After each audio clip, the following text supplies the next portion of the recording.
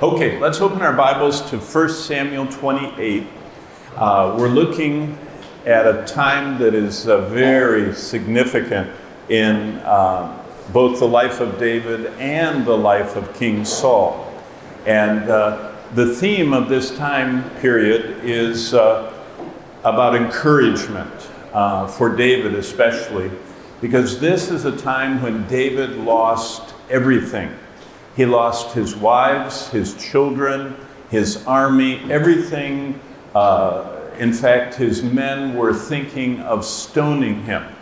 King David, who never got injured in any battle, the men were thinking of killing him because they were so upset.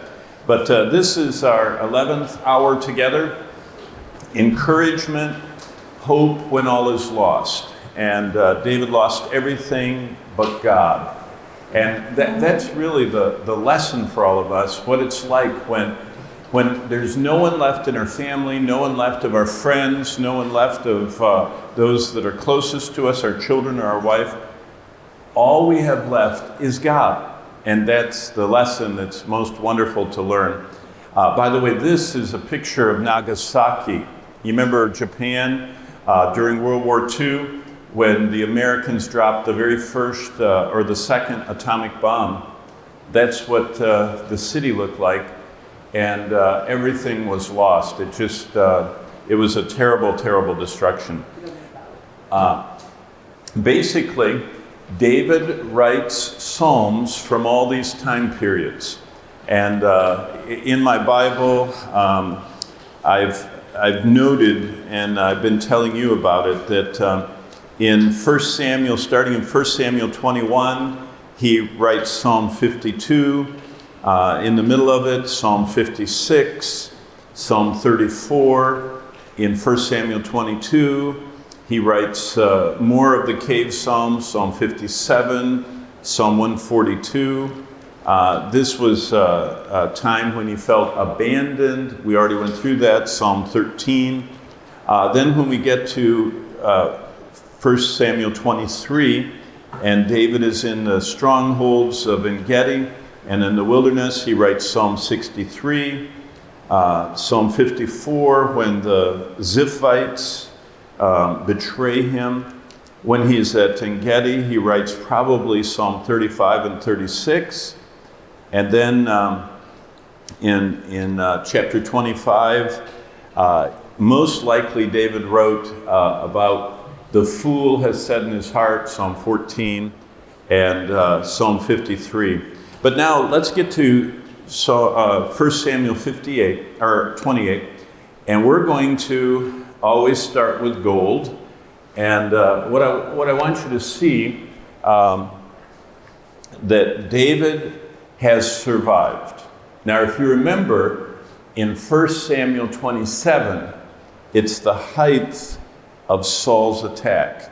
King Saul has sent his army, thousands of troops, and they're looking everywhere for David. They're combing the wilderness, the caves, the valleys. Thousands of troops are it's like a kind of a search for David. They're just spreading out and they're walking, looking under every bush. They're trying to kill David. That's chapter 27. Now in chapter 28, the first two verses, and Gold is going to read verse 1 and Pauline gets verse 2. Listen to what David does, because David survives Saul's hunt for him and finds a place of safety. Okay, verses 1 and 2. Chapter 28, verse 1.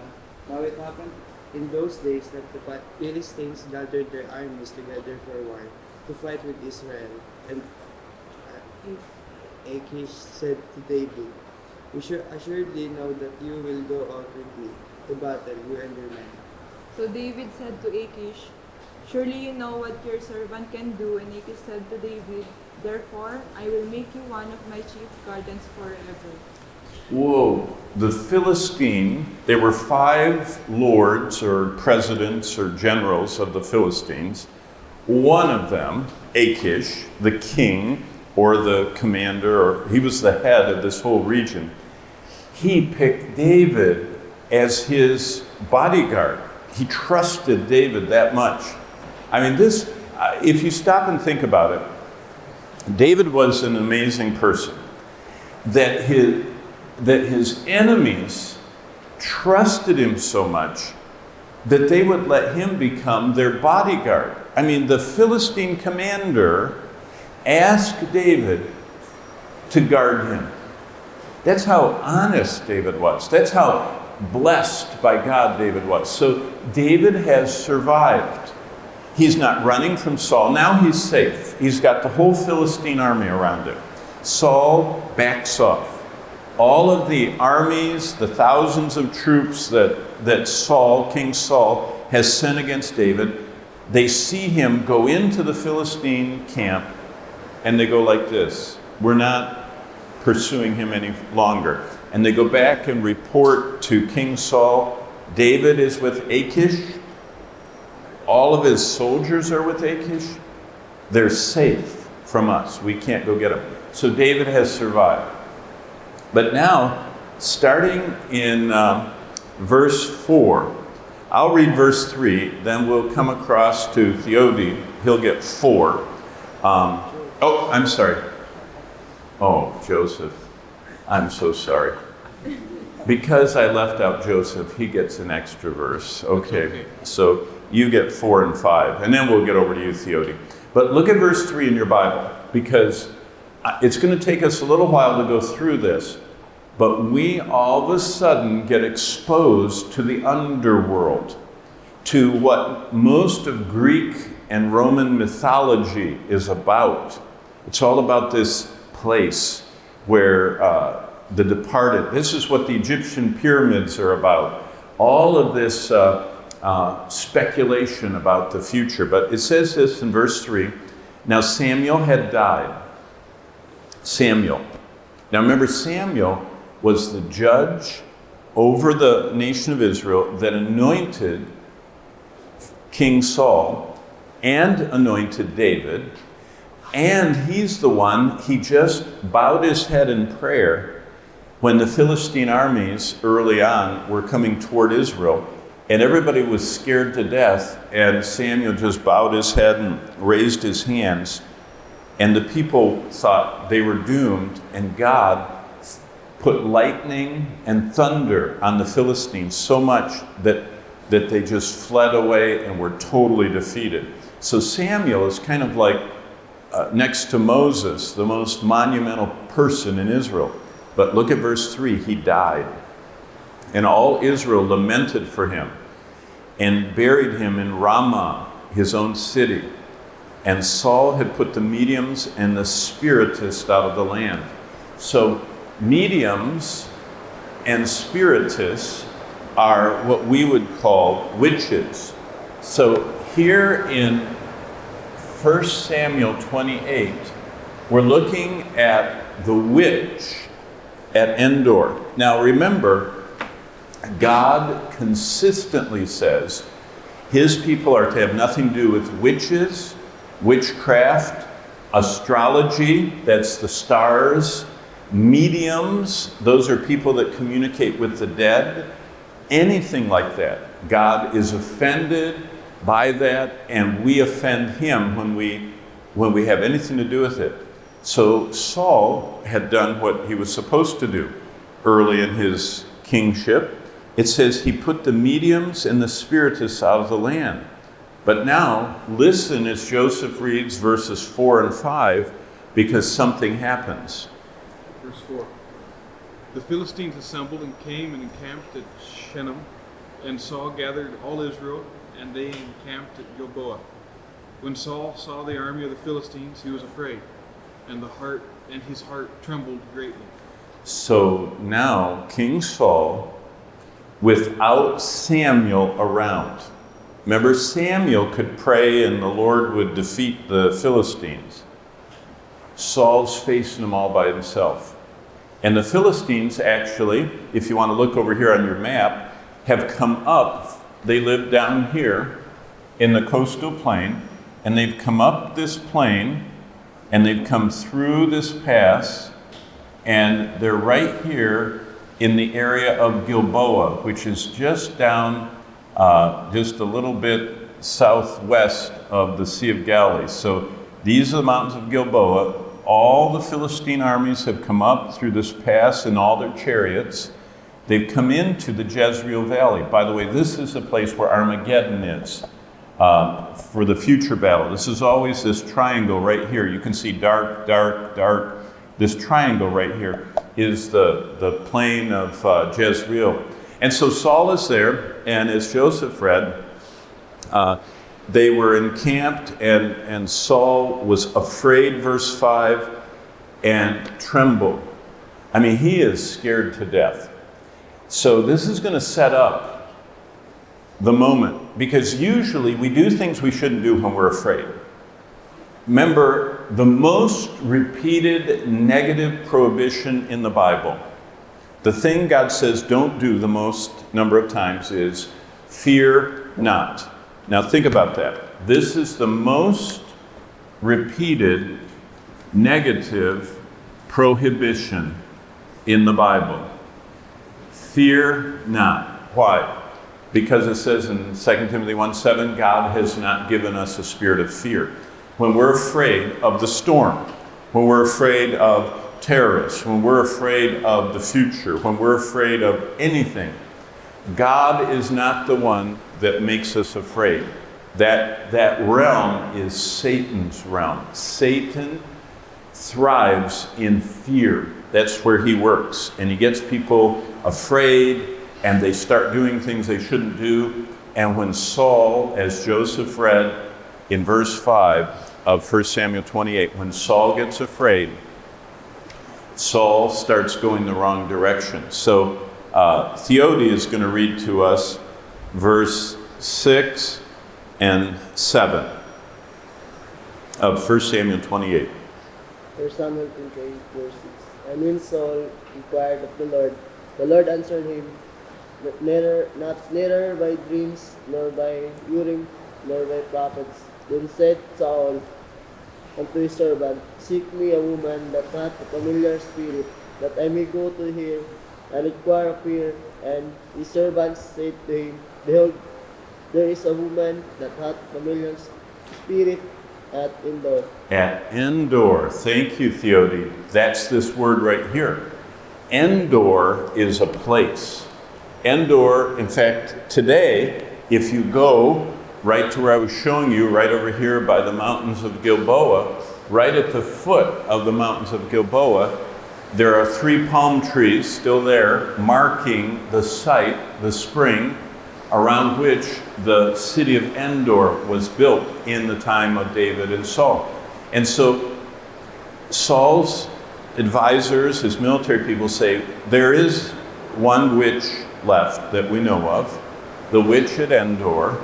And so Saul hears about that. And in verse 7, he said to his servants, find me a woman who is a medium that I may go and inquire. And they said, she's at Endor. So look at verse 8. Saul disguises himself.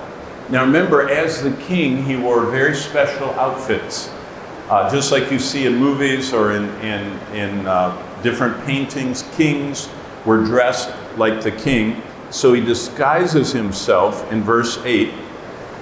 And he asked this woman in verse 8 at Endor to conduct a seance. What is a seance? A seance is where a witch asks the demons to come forth from the underworld and tell them secrets. And this is very frequent. You can get this anywhere in the world. I'm sure there's someone in this area that is a medium, that is a connector. All over America, there are people like this, and they are involved in witchcraft. So Saul goes to her. Now watch what happens. Verse 9 or verse 8, bring me up the person I shall name. And verse 9, the woman says, wait a minute. You know what Saul has done, how he cut off the mediums. And verse 10, Saul swore to her and says, nothing harmful will come upon you. Now, what's really interesting is, if this woman was really supernatural, she should have known Saul was sitting there. You understand? See, Jesus is because he's omniscient, he always could read minds and hearts and know. Demons, because they are everywhere around us, they know what's going on. But this woman, at this moment, is not listening to the demons, who were probably saying, watch out, here comes Saul. She was just fearful for her life. And so Saul swore in verse 10, no harm. Then the woman said in verse 11, who should I bring up? And she said, Samuel. Now look what happens. And this is what I want to show on this chart. Verse 12. When the woman saw Samuel, she cried out with a loud voice, and the woman spoke to Saul, saying, what? You have deceived me. You are Saul. Now wait a minute. This woman was used to seeing demons. She worked with demons. What are demons? Demons are fallen angels. Demons are the ones that are part of the netherworld that are totally connected with the grave and Sheol and Hades. These are fallen angelic beings, and she was used to them, but all of a sudden, a real person comes up from beneath. So this woman in Endor, inside of her tent, has King Saul here, and she prays, and all of a sudden, this man wearing this long, you see how it describes him? An old man, verse 14, covered with a mantle, and Saul perceived it was Samuel, and Saul got on his face on the ground. So this woman brings up this man wearing this like covering, and he comes up, it says, comes up from where? And it says, I saw a spirit, verse 13, ascending out of the earth, coming up. Where was Samuel coming from? He's coming from this, you see this area in the center, Sheol, Hades. He came up from there, and this circle here is representing the earth. He came up. So here's the earth, here is Sheol, here was the witch at Endor, and Saul came up out of Samuel came up out of Hades to the surface and stood in front of her in her tent. That scared her to death. You notice what she does. It says she screamed with a loud voice, verse 12. And she says, you are Saul. Don't be afraid. He said, what did you see? And the woman said, verse 13, I saw a spirit ascending out of the earth. And verse 14, and Saul said to her, what was his form? And she said, an old man coming up. He's covered with a mantle. And Saul perceived it was Samuel.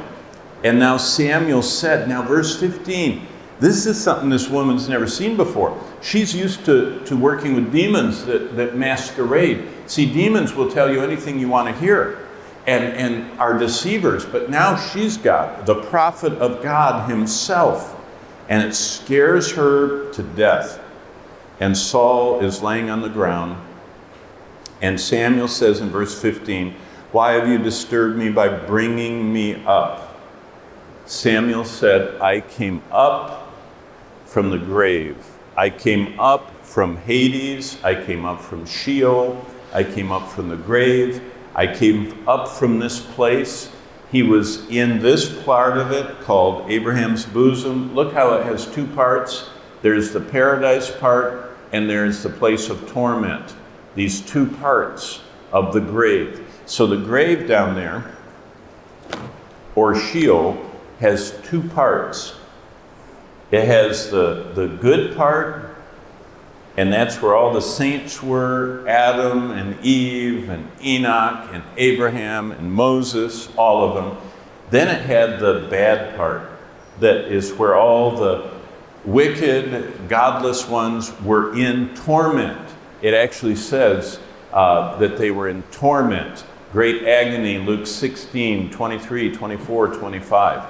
And so this is pain on the bad side of the grave, and then this is like paradise. It's great comfort, and it's just like the entryway to heaven.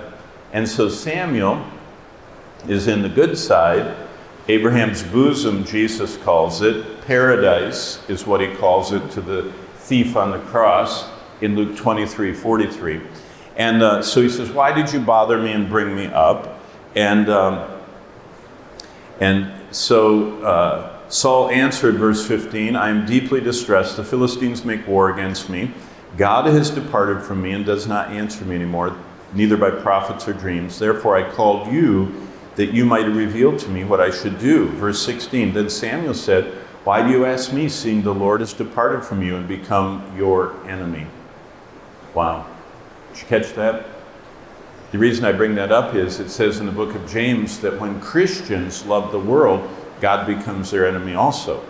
So Christians can have God adversarially toward you, and that is when we disobey him and go against his word.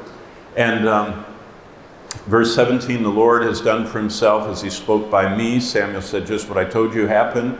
The Lord has torn his kingdom out of your hand. He's given it to your neighbor David. And because you, verse 18, did not obey the voice of the Lord, you did not execute his fierce wrath on whom? Who comes up in this verse? Yeah, the Amalekites, Amalek, King Agag. We went through that last week. Therefore, the Lord has done this thing to you. Moreover, the Lord, verse 19, will deliver Israel. Now remember where they are. They're over here. And Israel is on Mount Gilboa, and the Philistines are down here. And the Philistines have brought up all their lords, all their armies, their chariots, and they're coming up, and they're camped there ready to fight. And Saul gets the word that the Philistines, verse 19, and tomorrow you and your sons will be with me, and the Lord will deliver the army of Israel into the hand of the Philistines. Whoa. He says it again.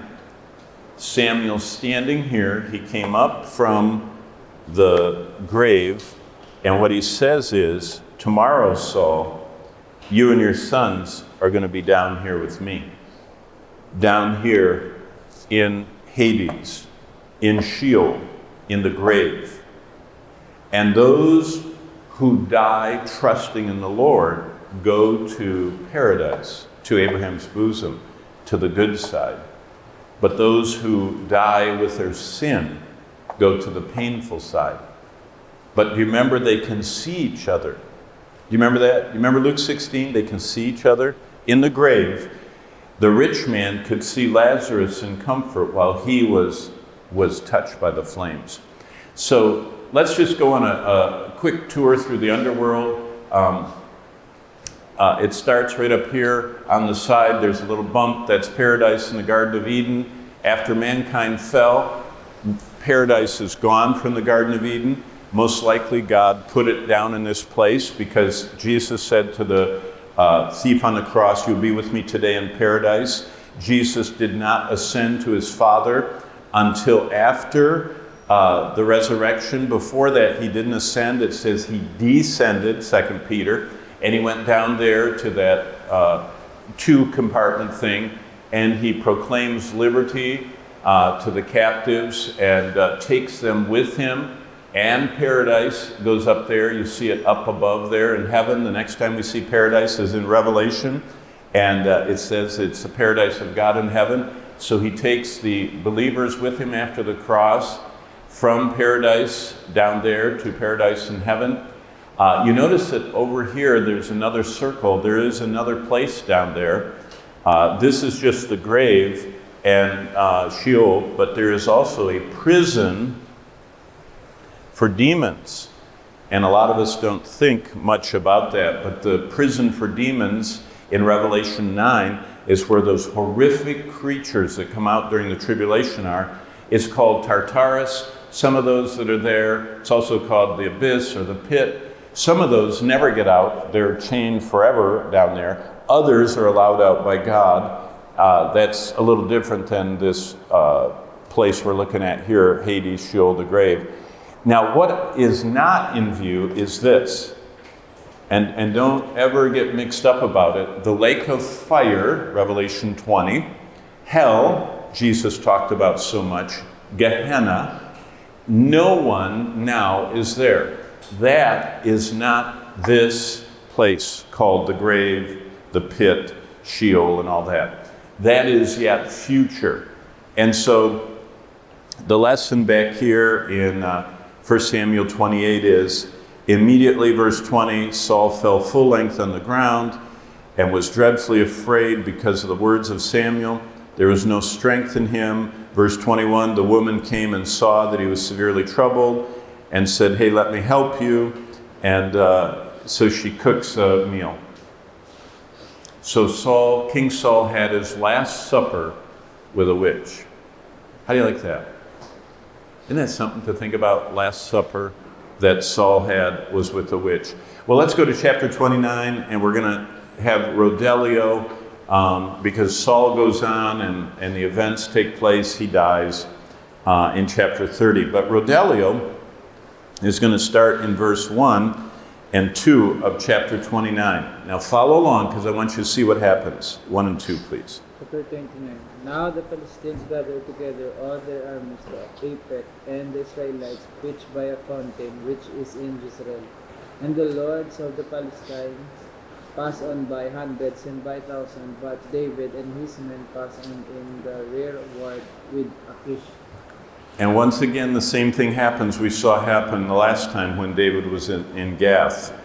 Everybody is looking at him and they're saying, wait a minute, isn't this the one? And look at verse 5 now. Isn't this David of whom they sang? And this is 1 Samuel 29:5. Saul slain his thousands, David his tens of thousands. And everyone starts getting nervous. And what they say is, the Philistines were saying, if David changes sides during the battle, we're all facing the Israel army with King Saul. All the Philistines were saying this. Here we are with our swords fighting like this, and David is behind us with his army, and an attack, an unsuspecting attack from the rear, an insider attack, would be devastating the Philistine army, because there'd be enemies in front of them and enemies behind them. You understand how dangerous this is in their mind. And so they say, whoa, we don't want this. So look at verse 6, and Boy is going to read verse 6 to us, because this is what they decide to do.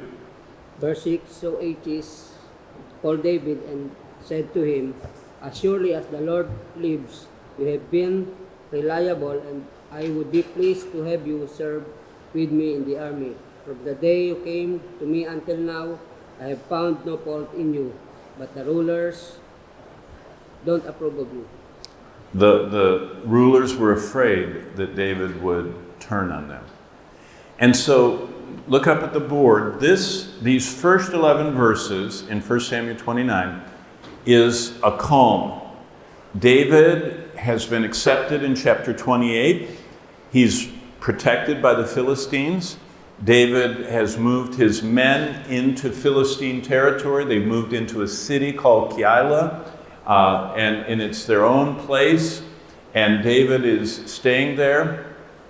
And now he gets told to go home. He doesn't have to even go to the battle. David is up here he's come up here, and he's with them in their staging area, and they send him home down to here. Okay? So this is, for David, this is kind of like, Saul's not chasing me. The Philistines aren't chasing me. I can go home and see my wife and the kids. And David, he had flocks, he had sheep and goats, he had tents, he had a family. There were 600 families that traveled with him, these 600 men that he met in the cave, and they get to go home. And they kind of were looking forward to it. But now look what happens in chapter 30. Okay, so the chapter 29 finishes out. David goes home, departs in verse 11 of 29 to the land of the Philistines, down here. So David goes back down here. The Philistines go to Jezreel there, and David goes out in the Negev, and that's where we come to chapter 30. So now we're going to get to Joella, and Joella wins the prize. She gets to read 2 verses, 1 and 2. So look at 1 Samuel 30, verses 1 and 2. Verse 1, Now when David and his men came to Siglag on the 3rd day, and the Amalekites had made a raid against the Negev and against Ziklag, they had overcome Ziklag and burned it with fire. Verse 2, And taken captive the woman and all who were in it, both small and big. They killed no one, but carried them off and went their way. Thank you for that good reading. So let's think about what's happened here. David has gone from this calm period where David is looking at the Philistines are still his friends. He is still living in their territory. His biggest enemy, King Saul, is going to battle. Now, David doesn't know that Saul is going to die. So don't think that David is happy that Saul is dying, because it doesn't say that. But what is going on is that David, unsuspecting, goes home. Now, I want you to think about that, because this is what I call here the acid test. David goes to Ziklag, not Keilah. It's Ziklag is the name of the city. This is a city that David was allowed by the Philistines. It was down in below the Philistine territory here in the desert called the Negev. And David had, when you read in the text, he had killed all the inhabitants there, taken over the city, set up his family. And if you think about it, if this is a city with 600 families, what they have to have is places for all their animals. They had these animal pens, because wealth in the ancient times was with your animals. So they had sheep, they had goats, and they had camels, and they had donkeys. So all these animals, just like today, if you have chickens, you have to have a chicken house. If you have all these grazing animals, to keep them safe, they had these pens. So this city had all these, sheepfolds and places for the families. They had their tents. And so it just wasn't that they weren't living in an apartment building like Manila. They were spread out, tents and rock sheep pens and structures and places they fed them. So this is what it looks like. And look what happens in verse 3, chapter 30, verse 3. So David and his men came to the city, and there it was. The center part, where their wooden houses, they had, most of the houses were stacked rocks, but they had a wooden beamed roof. And so the wooden part, see what it says in verse 3, was burned with fire, and their wives and their sons and their daughters were taken captive. Now, can you imagine walking all the way down from the Philistine meeting place, coming over the top of the hill, expecting, well, when I used to come home from work, when our children, we have 8 children, and when our 8 children, they were homeschooled, so Bonnie was a teacher, and they all sat at a long table, and she taught them. And when I would come home for lunch, the kids would all run to the window and be smiling. They'd run to the door, they'd hug me, and that's what fathers expect. So David is coming with his 600 troops, his mighty men, coming to Ziklag, and they get there, and something's wrong. They see in the distance that there's smoke rising. They don't hear any sounds of animals. No kids come running up to them. There's no wives saying, honey, you made it home. I've been cooking dinner all day. Can't wait for you to get here. They didn't smell any food.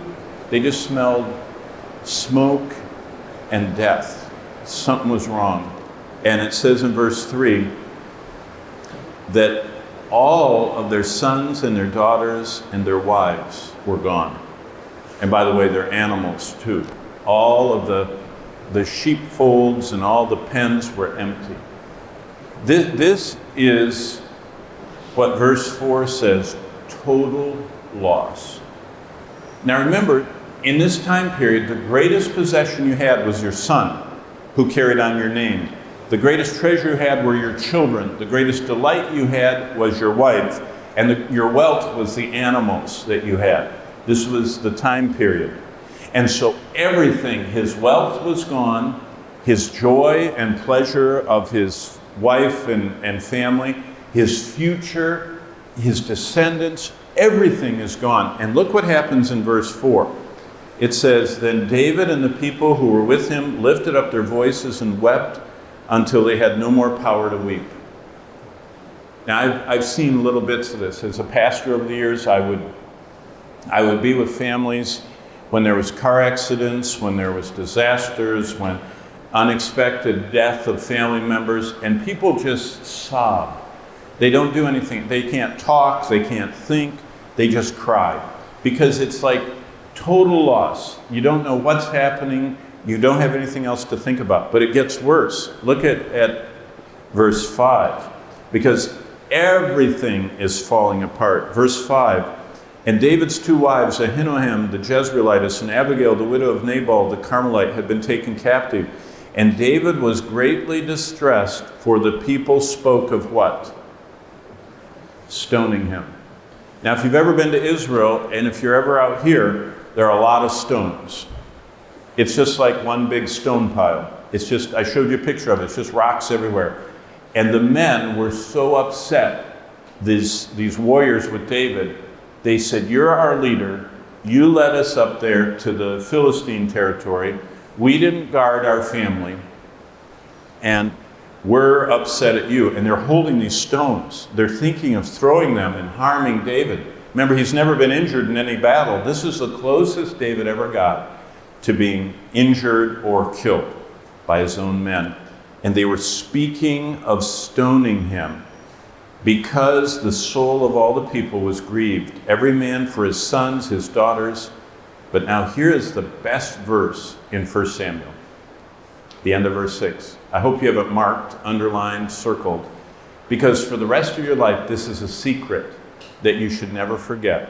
Verse 6, but David strengthened himself in the Lord his God.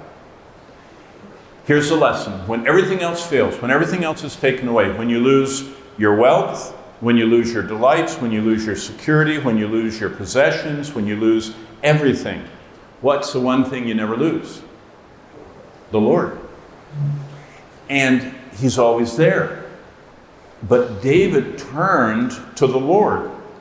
Yes, he cried. He was sad.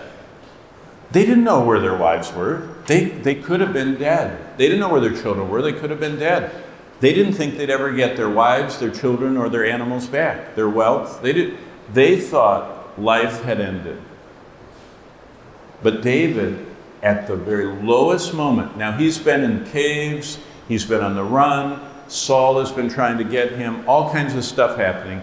But David stops right here and strengthens himself in the Lord. By the way, wouldn't you know it? He writes a psalm. David wrote a psalm from this event. Keep reading in verse 7. Then David said to Abiathar the priest, Ahimelech's son, please bring the ephod here to me. And Abiathar brought the ephod to David. David conquers his grief by trusting in the Lord, and then immediately seeks the Lord for guidance. See, this is why David was a man after God's own heart. David encouraged himself in the Lord, and as soon as he could make a decision, he says, go get the ephod. Go get this holy communication. It's kind of like the cell phone to God from the priests. And he says, go get it. I want to know what the Lord wants us to do. And verse 7, Abiathar brought the ephod to David. And verse 8, David inquired of the Lord. David always inquires of the Lord. If you want to know the difference between Saul and David, Saul wouldn't inquire of the Lord. He did his own thing. David always inquired of the Lord. David never made any big decision and most little decisions in his life without inquiring of the Lord. And he said, Lord, what should we do? Verse 8, shall I pursue this troop? Shall I overtake them? And he answered, pursue, for you shall surely overtake them without fail and recover all. Wow. See, David, before he knew the outcome, encouraged himself that God would do everything right, and he trusted the Lord. And then David sought the Lord, and the Lord said, David, you're going to get them all back. Now look what happens. David went, verse 9, he and the 600 men, they came to the brook Besor, where they stayed. Now see, the brook Besor it's on your map here, and it's down in the desert, and David comes down like this, and the Amalekites are out here. They're out in the wilderness with all the loot they took from David. And David, look what he does when he comes to this brook Besor, where those stayed who were left behind. David pursued, he and 400 men, verse 10, but 200 stayed behind who were so weary they could not cross the brook. Now watch what happens. This is another part of David's leadership. They found an Egyptian, and they brought him to David, and they fed him, and gave him, verse 12, some food. And David said, to whom do you belong? Verse 13, he said, I'm from Egypt. And verse 14, an invasion in the southern area of the Cherethites in the territory of Judah, of Caleb. Verse 15, can you show me? And verse 16, he brought them down. And look what verse 16 says. So they get this left behind servant of the Amalekites. He leads them to where the camp is, and it says, as far as you could see, in verse 16, they were eating, drinking, dancing because of the great spoil. Now they hadn't just taken Ziklag. This was a huge number of raiders, and they had come up and attacked the Philistine territory, because all the Philistine armies had gone up to fight Saul. And so it wasn't just David that suffered loss. The Philistines had too. And this huge spoil, all the stuff they'd stolen. And look at verse 17. David attacked them from twilight until evening of the next day. This is a 24-hour battle. I mean, they just went at it. And not a man of them escaped except for 400 young men who rode on camels and fled. So this huge army, this pillaging army of Amalekites. And by the way, what were these people? Amalekites. You understand that these are all part of the same group that Saul spared. And it's going to show up in the next chapter because an Amalekite kills King Saul. And then David, verse 20, took all the flocks and hands and herds that they had driven before the other livestock and said, this is David's spoil. Now verse 21, they're coming back. Now remember, always good to look on a map. They're coming out of the wilderness. They're coming to this brook Besor, and the 200 men that were behind, that were too tired to come, are still sitting there resting by the brook. And look what happens. They came out to meet David, verse 21, and the people greeted them. And then all, verse 22, the wicked and worthless men who went with David answered and said, because they did not go with us, we will not give them any of the spoil we have recovered, except for their wife and children. Now look at verse 23. This is what marks David's life. But David said, my brethren, notice how gentle he is. He's not harsh. My brethren, you shall not do so with what the Lord has given us, who has preserved us and delivered us in our hand from the troop that came against us. For who will heed you in this matter? Now here's the lesson. David saw God's hand. He said, it's God that delivered us. So here's the rule. As his part, verse 24, who goes down to the battle, so shall his part be who stays by the supplies. They share alike. Now, all of you for a minute, look back at all those flags. You see the flags? The 13 countries Word of Life wants to take the gospel to? Not all of you will get to go. Some of you will stay behind and support those who go there. Some of you will stay behind and pray for those who go there. Some of you will be the ones that help provide for those that go there and even send them things they need. What David said is the people on the front line doing the battle share equally in the rewards God gives as those who stay behind and help them. Not everybody can go to the mission field. Not everybody can go into Metro Manila and work with the homeless people. Some people have to stay home and take care of everything, take care of the children, provide supplies, pray, support the ministry. David said all ministry has two parts, those on the front line and those supporting them from behind. Now, if you're not supporting them from behind, you don't partake of the blessings. But if you do, like Bonnie and I are here. We've been gone for 10 weeks.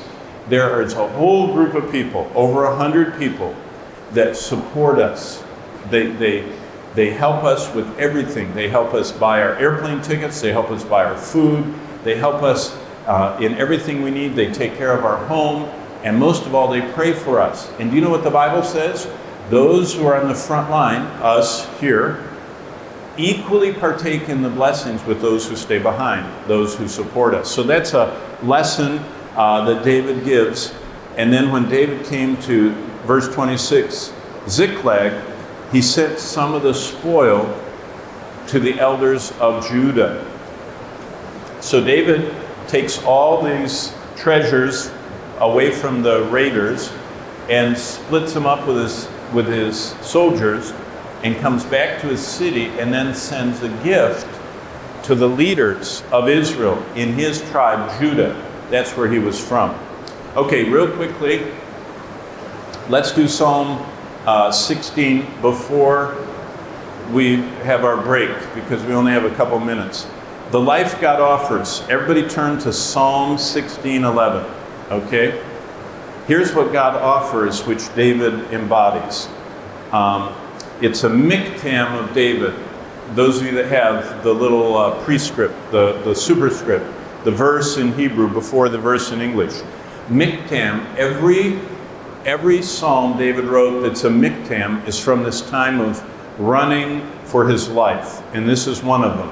And there are 5 or 6 of them. And this is what David says in 16. Preserve me, O God, for in you I put my trust. That's David, who encouraged himself in the Lord.